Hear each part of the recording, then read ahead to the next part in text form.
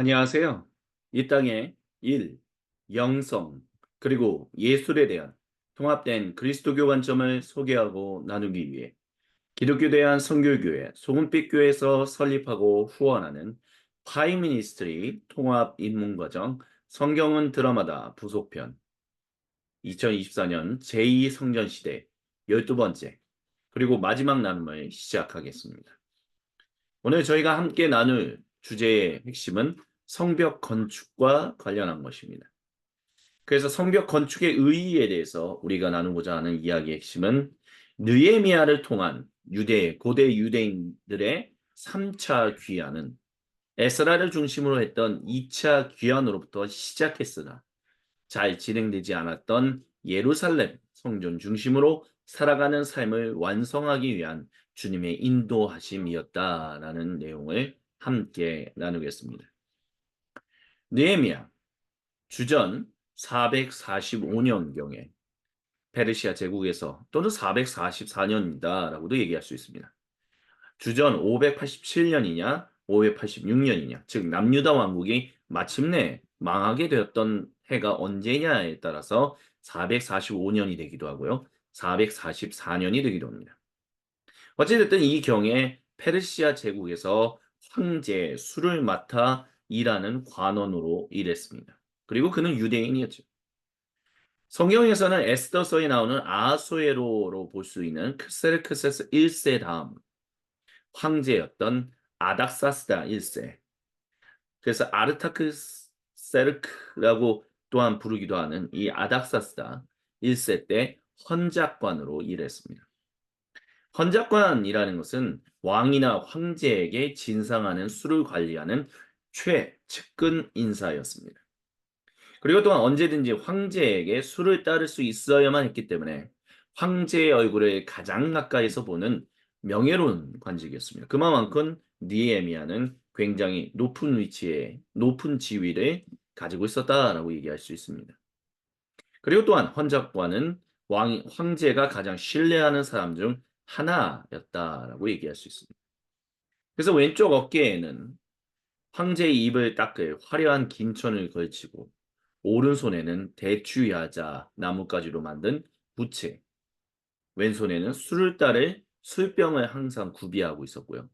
황제에게 첫 술을 내기 전에 우리나라 조선시대에 기미상궁이 있었던 것처럼 자신의 손바닥에 술을 조금 따라 먼저 시음하는 것으로 술에 독이 있는지 없는지를 확인한 뒤에 술을 따라 황제에게 드렸다라고 합니다.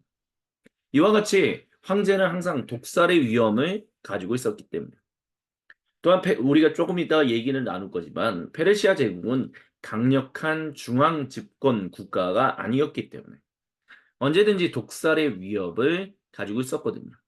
그렇기 때문에 자기 황제의 음식을 관리하는 관리라면 황제가 신뢰할 수밖에 없는 사람을 세울 수밖에 없었습니다. 그런 의미에서 느헤미야는 황제의 인정을 받는 대단한 사람이었다. 이방 사람, 즉 이 아닥사스다 1세에게 봤을 때는 이방인, 유대인이지만 굉장히 신뢰하는 사람이었다라는 것을 얘기할 수 있습니다. 그래서 아까 제가 방금 말씀드렸던 것처럼 아닥사스다 1세를 이제 또 다른 표현으로는 아르타르크세르크 1세라고 합니다. 그래서 주전 445년 또는 444년경 그가 이 나라를 다스린 페르시아 제국을 다스리게 되었던 20년이 되었던 때 느헤미야가 이 황제의 명을 따라 물론 느헤미야가 원했습니다. 하지만 황제가 그의 청을 들어줘서 유대 총독으로 파송하는 그래서 성경이나 여러 가지 역사를 통해서는 12년 동안 유대 총독의 역할을 했었다라고 말할 수 있을 것입니다. 근데 주전 444년 또는 445년은 예루살렘, 즉 수룹바벨을 통하여 성전이 완공된 주전 517년 이후에 72년 정도가 흐른 시점이다라고 볼 수 있습니다. 근데 이때까지도 아직 성벽과 성문이 무너져 있었다는 거죠. 그 말은 다른 말로는 예루살렘이 성전은 있었지만 폐허가 되어 있었던 공간이다라고 얘기할 수 있습니다. 아무도 눈여겨보지 않는 곳이었다는 것이죠. 그렇기 때문에 그곳에 귀환한 유대인들이 머물기에는 너무 위험한 곳이었다라고 얘기할 수 있습니다. 그래서 귀환한 유대인들이 주로 지방에 거주함으로 말미암아 성전 중심의 삶이 회복되지 않았다라는 것을 우리는 볼 수 있습니다. 그래서 느헤미야가 3차 귀환을 했다라는 것이죠. 방금 전에 말씀드렸던 것처럼 에스라를 중심으로 했던 주전 458년 또는 459년경의 2차 귀환. 이 2차 귀환의 핵심은 성전 중심의 신앙 공동체의 회복입니다. 하지만 이것이 시작되었으나 한 4년 정도 지났다라고 해야 할까요? 잘 확립되지 못했다라고 볼 수 있죠. 그래서 이 성전 중심의 신앙 공동체 회복을 위해서 하나님께서 우리 주 하나님께서 느헤미야를 통한 3차 귀환을 일으키셨다라고 볼 수 있습니다. 그래서 에스라의 2차 귀환에 대해서 이제 우리는 에스라기 8장 15절부터 20절에 볼 수 있다라고 해요. 그래서 에스라가 그런 얘기를 했습니다. 저는 사람들을 아하와 강가에 불러 모으고 거기에다가 장막을 치고 사흘 동안 묵으면서 그곳에 모인 사람들을 살펴보았습니다. 백성과 제사장 가운데 레위 사람은 하나도 없었습니다. 그러니까 성전이 봉헌되고 난 이후에도 70년이라는 시간이 지났는데도 레위 사람들을 찾아보기 힘들었다라는 거죠. 그래서 에스라는 저는 지도급 인사인 엘리에셀과 아리엘과 스마야와 엘라단과 얄과 엘라단과 나단과 스가리아와 무술람과 학자인 요야렉과 엘라단을 불러서 가시바 욕한 거 아닙니다. 가시비아 지방의 지도자 이또에게 보냈습니다. 저는 그들에게 이또와 가시비아 지방에 사는 성전 마길꾼인 그의 친족들에게 부탁해서 우리 하나님의 성전에서 일할 일꾼들을 데려오라고 했습니다. 하나님이 우리를 잘 보살펴 주셔서 갔던 이들이 사람들을 데려왔습니다.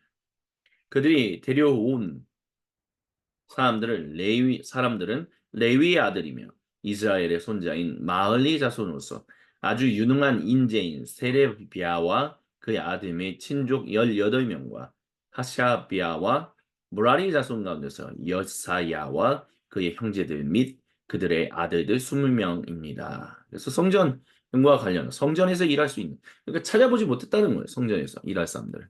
그래서 성전에서 일할 수 있는 사람들을 데리고 왔다는 거죠. 하지만 그 지역에 성벽이나 성문이 건설되지 않는 한 그것이 완공되지 않는 한 안전을 보장할 수 없기 때문에 결국은 느헤미야를 통해서 이 성벽과 성문을 보수하는 일을 주님이 행하셨다라고 얘기할 수 있다는 것입니다. 그래서 그가 유다 총독으로 왔습니다. 근데 고대 페르시아 역사를 연구하는 학자들은 최근에 어떤 이야기들을 하냐면 이때 당시에 고대 페르시아 제국에서 유대 총독 자리는 매우 어려운 자리였다라고 얘기합니다. 그래서 이 유대 총독 자리는 보통 3, 4년을 넘기기 힘들었다라고 얘기를 해요. 근데 또한 다른 말로 유대에 대한 세금 부과액, 그러니까 중앙에서 이제 수도에서 세금을 부과하는 액도 신바빌로니아 제국 시절보다 높았으면 높았지 결코 낮지 않았다라고 얘기합니다. 근데 이 기간 동안 그 느헤미야가 이 일을 성공적으로 했다. 이제 성경은 얘기하는 거죠.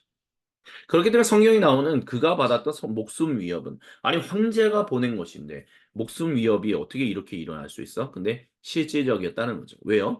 방금 전에 말씀드렸던 것처럼 페르시아 제국이 강력한 중앙 집권적 국가가 아니었기 때문이다라고 말할 수 있다는 것입니다. 또한 이제 성벽과 이제 성문을 이제 다시 보수하고 완공해 가면서 유대인이 결국에는 사마리아인과 원수가 될 수밖에 없었던 일이 일어납니다. 즉 재미있는 거는요. 신바벨로니아 제국을 통해서 1차, 2차, 3차 포로를 끌려가는데 다 끌려가지 않았었어요. 그래서 그 땅에 사는 이제 남유다 왕국의 후손들도 있었습니다. 근데 포로로 끌려가지 않았던 남유다 왕국 사람들과 포로로부터 귀환한 초창기 유대인들 사이에서 반목이 있었다라는 이야기는 나오지 않습니다. 적어도 성경에는 그런 말이 나오지 않는다는 거죠. 그렇다면 이들이 서로 주님 안에서 한 평화를 이루면서 살고 있었다라고 볼 수도 있을 것입니다. 하지만 그것과 다르게 북이스라엘 왕국이 아시리아 제국에 의해서 망하고 난 뒤에 생겨나게 된 그들의 후손인 사마리아인은 한때 동족이었던, 근데 너무 오랜 세월 동안 북이스라엘, 남유다 왕국, 그 다음에 아시리아 제국, 신바벨로니아 제국 이렇게 하면서 역사가 오래 흐르다 보니까 결국에는 한 동족이다라는 생각이 없었겠지요. 그래서 그들은 유대인이 여기서 포로부터 귀환해서 예루살렘 성전 중심의 삶을 통해서 뭔가 커가는 것을 원하지 않았다는 거죠. 그래서 방해했다는 거예요. 그렇기 때문에 고대 유대인이 사마리아인과 원수가 될 수밖에 없었다라고 이제 볼 수 있는 것입니다. 그래서 그 모든 일을 마무리하고, 즉 성벽과 성문을 완성하고, 성문에서 주님의 말씀이 에스라 제사장을 통해서 선언되었습니다. 선포되었죠.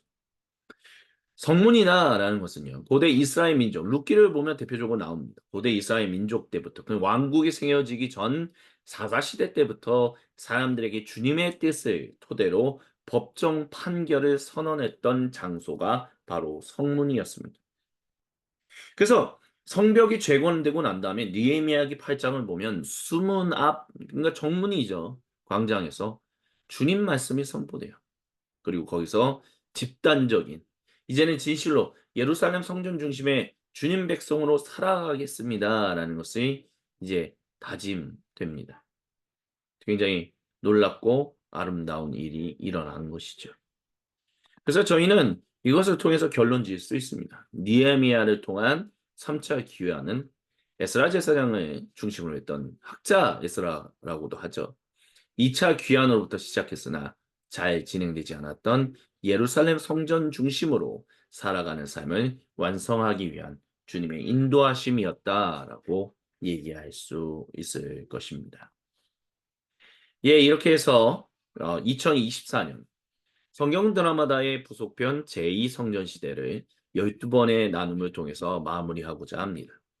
그리고 이제 다시 잘 정비해서 2025년에 제2성전 시대 계속해서 또 뭐 파트 2라고 한다면 할 수도 있고요. 2025년 제2성전 시대를 또한 잘 진행하도록 하겠습니다.